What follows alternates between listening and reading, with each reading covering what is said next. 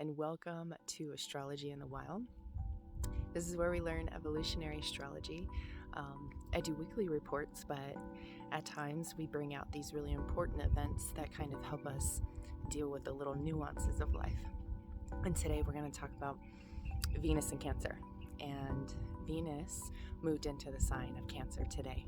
And I just wanted to bring a couple little exciting things and a couple little things that you might be dealing with.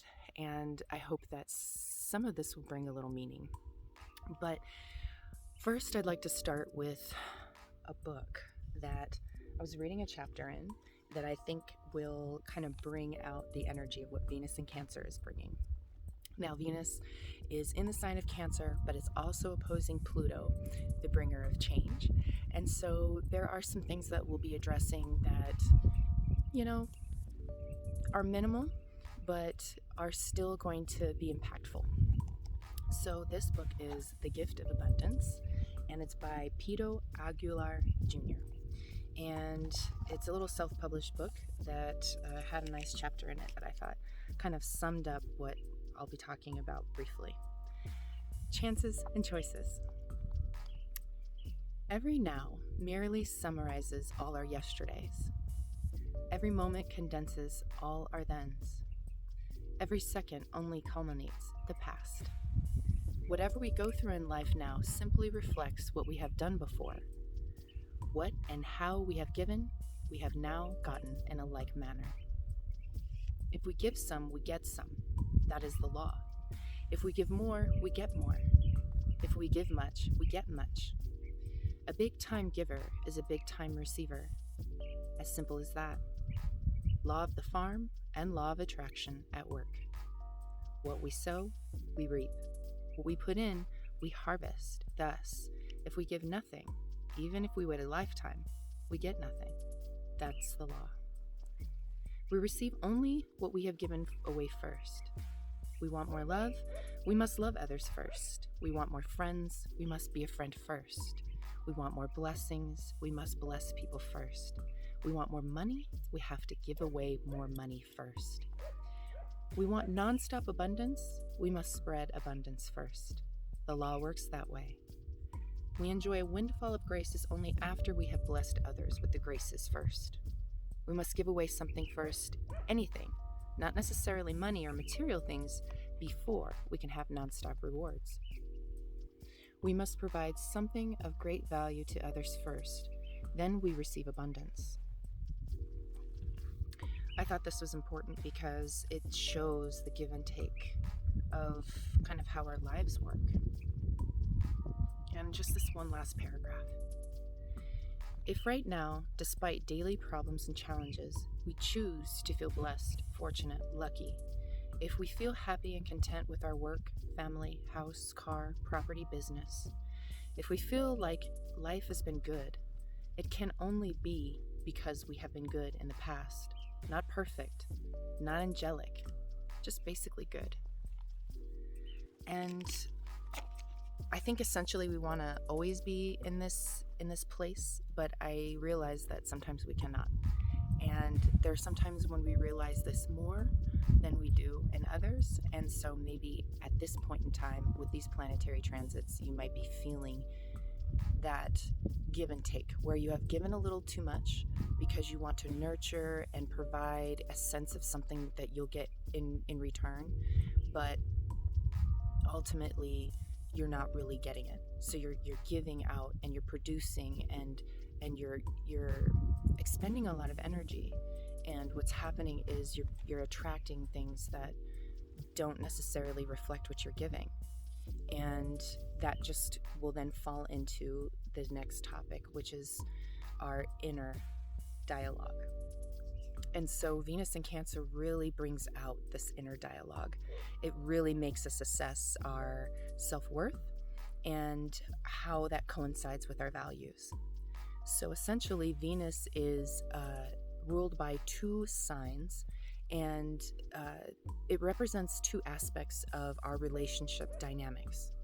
And so Taurus rules the inner relationship dynamics. It's where in the wheel, on the chart, we start to develop what our value system is. and what it is we want to fight for. And what we want to fight for is our internal self-worth and our confidence towards our goals, towards what we find to be of value. Venus is also ruled by Libra, and that will reflect our outer dynamic and our outer relationships. When we go out in the world, what are we attracting? So these two energies help to balance Venus because it's such a big energy in our lives. It represents our satisfaction, our essential needs, and our sense of self-comfort. And so the evolutionary intent, because there's always an intent for when transits are happening in Earth, and there's always an intent with evolutionary astrology. It's not this thing that we bypass.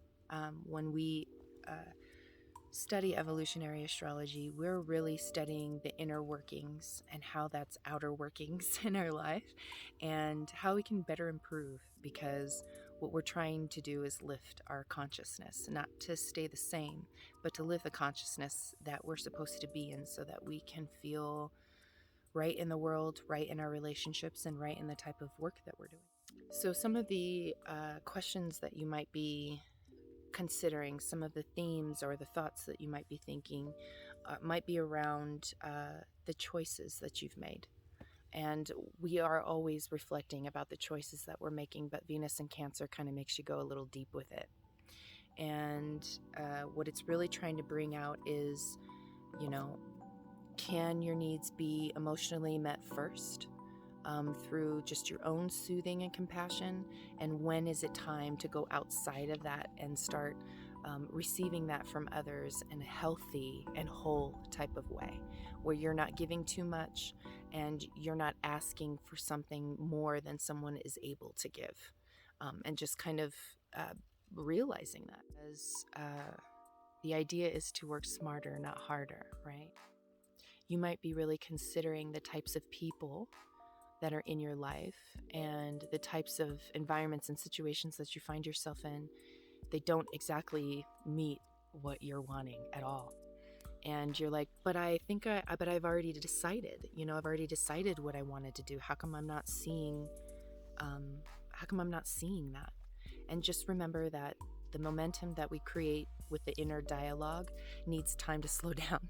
And so with the nodes and Mars and Taurus, it is giving us that chance to slow down and evaluate in a very internal way. And what that does is helps us see where we're giving a little too much and where it's natural to pull back and to not say anything, and to really process how we feel until we're ready to say something. Because you will be forced to say some things to some people, because if you don't, that inner dialogue will continue, the one that is not true. And what I mean by not true inner dialogue is when you attach words like should and I have to, and those types of decisions that we do based off of guilt, based off of social conditioning.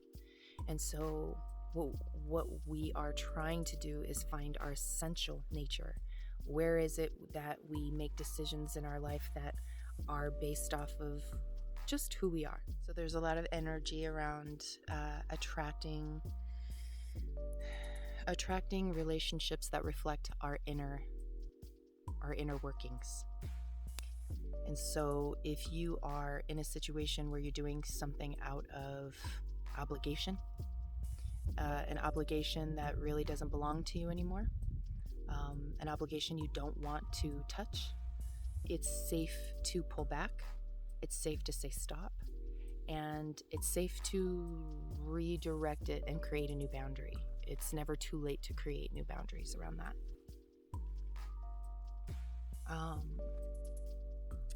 And so I just wanted to also put out there that it's important to say what you need. because this Venus and Cancer energy can give you the tendency to expect that others know what you're talking about or know what you need. You'll have these needs that come up, and you'll think that your person or your best friend or your mom is going to know how to help solve that for you or know when to step in to help you. And I'll say that because everybody's internally self-focused, that might not come about the way that you hope. They may not be able to meet you in that way. In fact, they may never have been able to meet you in that way. And so you find yourself self-soothing with things that don't apply to your life anymore, that don't give you a sense of satisfaction. And so it's time to pull back at those times and to reassess where it is that you can find some sense of comfort. And I'll say that self-comfort will come around for the next 3 weeks through touch, through massage, through warm embrace, through being with family members that you can hug, through spending time with children that mean something to you and that give you a sense of revival. It's time to revive yourself and to recharge. And that comes from inner reflection and kind of pulling back. And so while you want to be out in the world and expressing and having fun with people, what they reflect to you may not be exactly where you're at. And with that said, let me just make sure that we've got everything here. We talked about inner monologue. We talked about touching and massage. We talked about the shoulds and the coulds and the can'ts and the don'ts, and just there is a lot of language, and it's easy to get wrapped up in making these really curt decisions just so that you can get away from the energy. And I'm saying that that's probably safe to do. Just for your own sense of survival, just for your own sense of feeling good and your sense of happiness. You want to wake up and feel like you're happy with where you live. You want to wake up and feel happy with the person that you're possibly laying next to. And I know you want to feel happy with how you're supporting yourself. And your soul, your inner self is wanting that as well and is constantly searching for that. And so that's why we talk about so many different transits and energies, because all of these are opportunities to address them and adjust to how we really are, who we really are. So with all that said, remember that life is just a big opportunity for radical change, and you can choose to take it now, or you can choose to address it at another time. It will come back up for you when you feel ready. Just take Venus in Cancer as a time of feeling good in your body and eating foods that are really good for you to process. Your belly might have some digestive issues if you are not eating enough fresh food.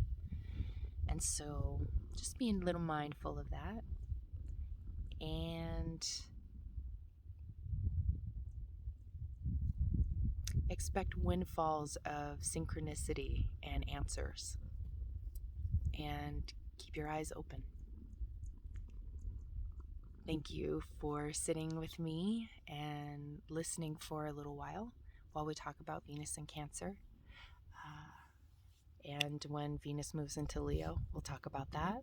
We're also going to be talking about Leo season and weekly forecasts moving forward. And I'm also giving a little mini class on the birth chart and the death chart, and kind of exploring the importance of learning why we're born and when we die. Or when other people die, because we're alive listening to this video. Keep bringing sense and meaning into your life, and together we are going to enjoy. Sanam.